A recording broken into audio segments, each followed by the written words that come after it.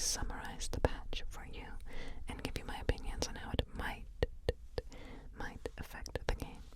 But if you have other thoughts or you think I missed something important, feel free to leave a comment down below and gently tap the like button if you want to see more League of Legends patch notes ASMR videos. Okay, let's jump into the first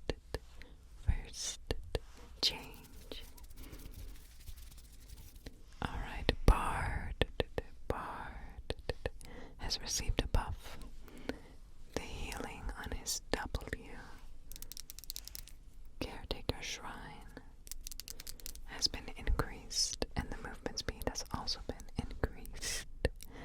I guess Bard being big ban worthy at Worlds is not enough to prevent him from receiving this buff. But to be honest, I don't think this really does too much, because most bards rush Dead Man's Plate and tank items and don't really build too much AP. But at the same time, I'm also not sure why he didn't receive a nerf. Instead, Riot just wants to incentivize his AP build. But anyways, that was the change for Bard. Alrighty, next up we have Diana. And Diana has received a nerf. She will be clearing the jungle slightly slower now. I think for some reason Riot wanted her to be played at Worlds based on her previous buff. But AD mids just aren't in a good spot, so I think that's why she's not being played in pro play. But she might be too strong for solo queue, so that might be why they're toning her down a bit. Alright, next we have Dr. Mundo. And Dr. Mundo had his armor growth increased, but the damage on his E, blunt force trauma, has been decreased. And I think this is kind of a nerf for his mid to late game team fighting, where he can like basically one-shot squishies, but it's kind of a buff for his laning phase versus AD champions, since his main weakness is just surviving the lane versus AD bruisers. And the AD bruisers don't really care about the damage his E deals. They just want to be able to kill him before he scales. So just some trade-offs for Dr. Mundo, but understandable changes, because it can be frustrating to be on the receiving end of his damage late game. And that was Dr. Mundo.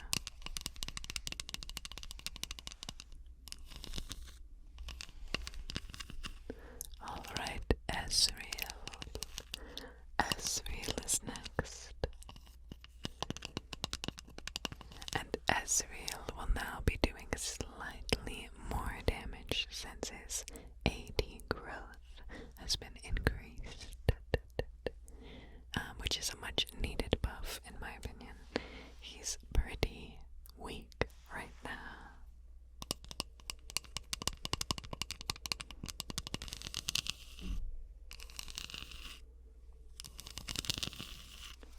Alright, next up we have Graves, and Graves' base MR has been decreased, but his E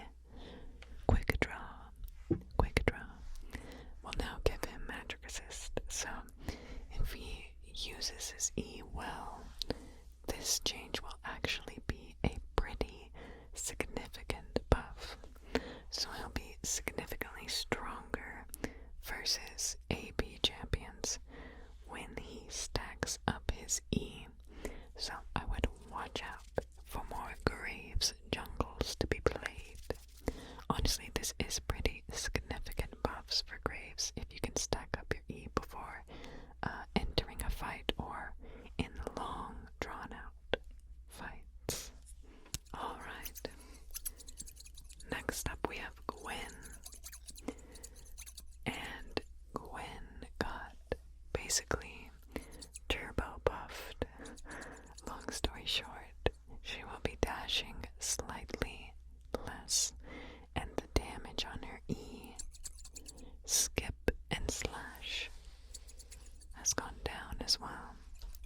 But she will be doing more damage, be tankier, and just scale better this patch.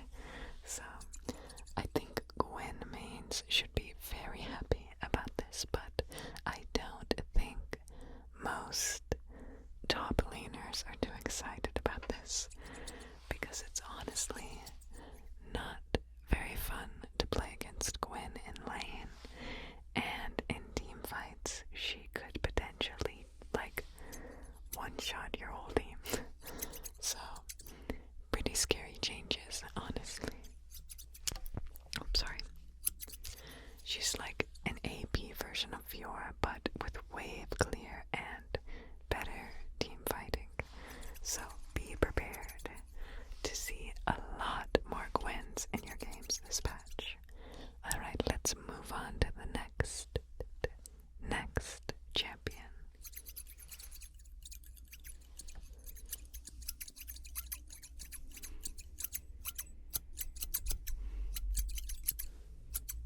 Okay. Alright, next up we have Callista.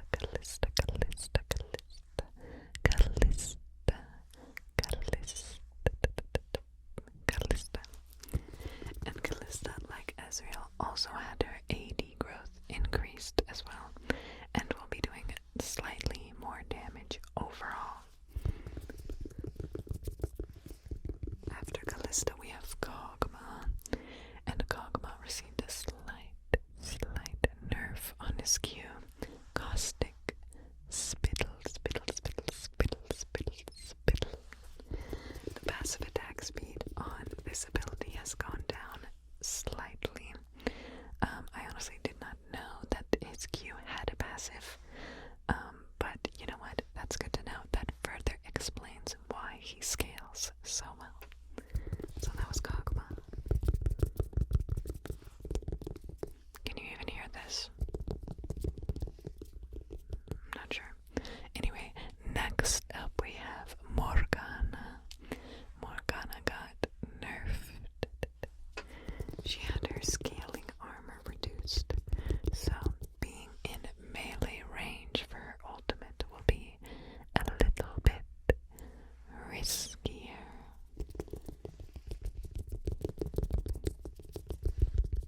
Alright. Kiwi for Kiana. And Kiana received a nerf. This patch, Kiana will be a tiny bit squishier. Squishy. And the damage on her Q, Edge of Ixtal, has been reduced slightly as well. I think this is a good change by Riot. I feel like Kiana is one of the strongest junglers in the game, honestly.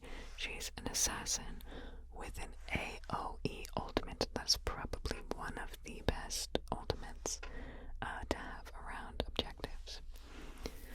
I don't know, honestly, maybe it's like the best ultimate to have at objectives.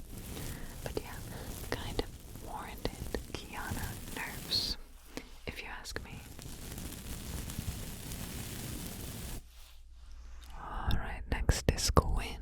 Gwen.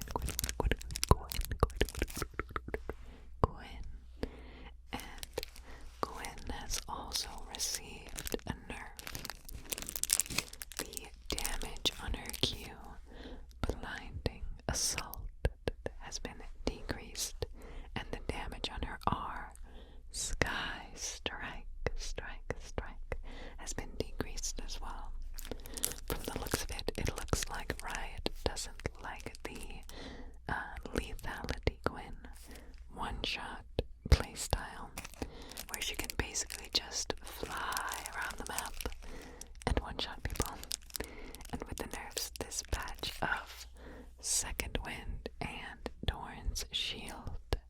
I think they want to make sure that she doesn't run over the game and become super, super, super OP. So these changes make sense to me.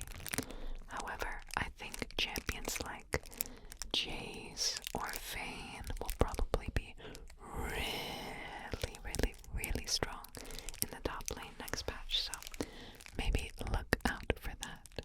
I mean, just all ranged top laners have gotten an indirect buff this patch, but we'll cover that a little bit later in the item changes.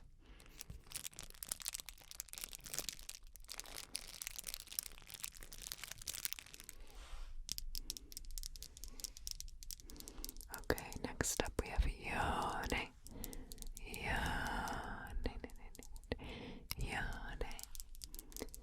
And Yone's early game will now be stronger since his base AD is getting increased by 2. But I'm not sure if this really does too much, because he's pretty weak in the top lane.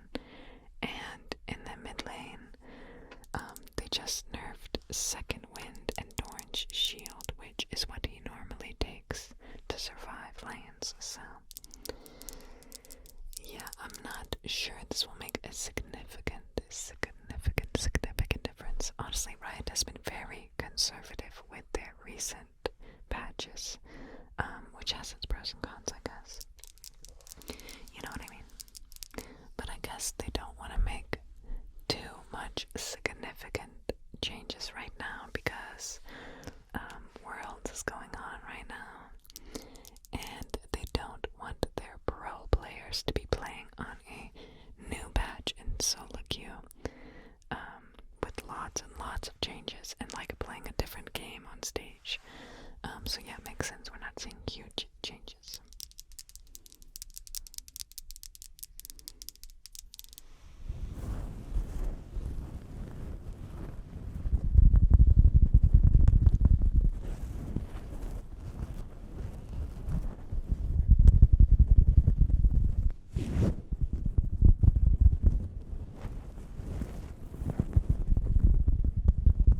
Are you getting sleepy, sleepy, sleepy?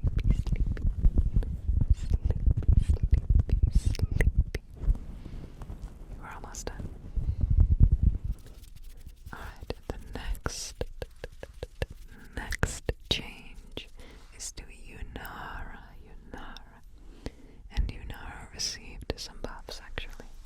I think Riot realized they might have over-nerfed Yunara, so they're giving her some buffs now that this is not the patch that is going to be played in Worlds, so pro players won't just, take over the game with her.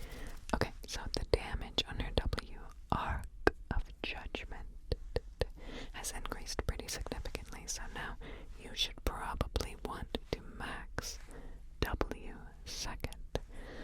But the movement speed on her E, Kog'Maw's steps, no longer decays, but the cooldown has increased. Also, the damage on her RW, Arc of Ruin, got slightly nerfed as well. Overall, though, some buffs towards Yunara, which is probably necessary given her win rate is so low. Last time I checked, it was below 47% globally in Emerald Plus, and at 47% in Masters Plus. Alright, now moving on to the system and item changes. Alright, the items.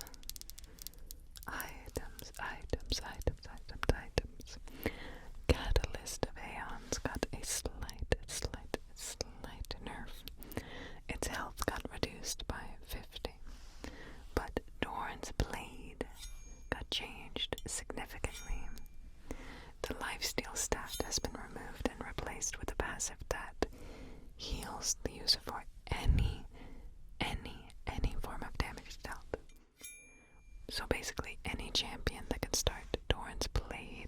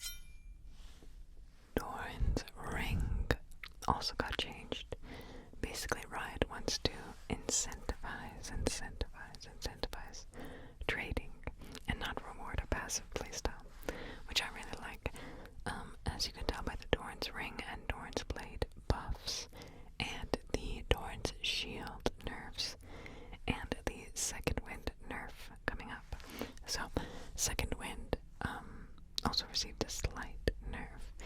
It will give back 3 less health each time it activates, which adds up in laning phase, especially with the Doran's shield nerfs. Overall, I like how they're like nerfing the passive laning playstyle.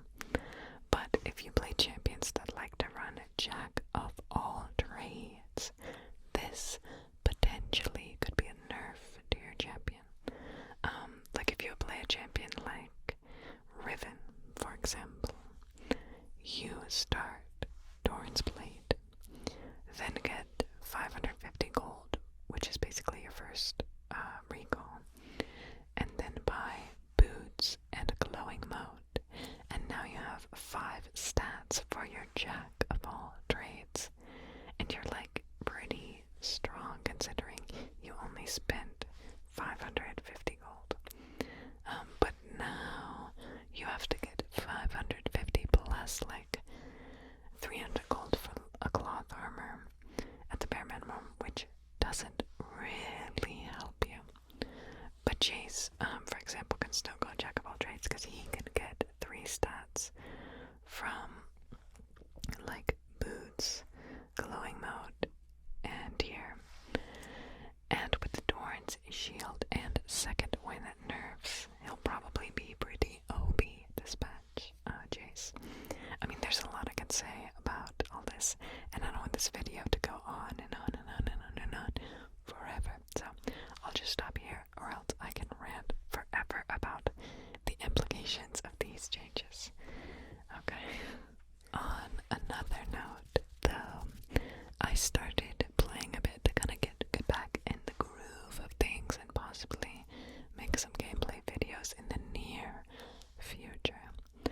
So I'm excited to start making those again. And it looks like the FlyQuest versus G2 best of 3 won my little poll. So I'm excited to record that tomorrow. I'm pretty sure FlyQuest is going to win. I think they like 3-0'd G2 last time, right? And EU gave us their best top laner and best jungler on their server, so thank you. It's gonna be a good series though, no matter what, so I look forward to watching it. Anyways, if you like this video, gently tap the like button. Subscribe if you haven't. Sorry, that was my chair. And I'll see you in the next video. Bye. Bye.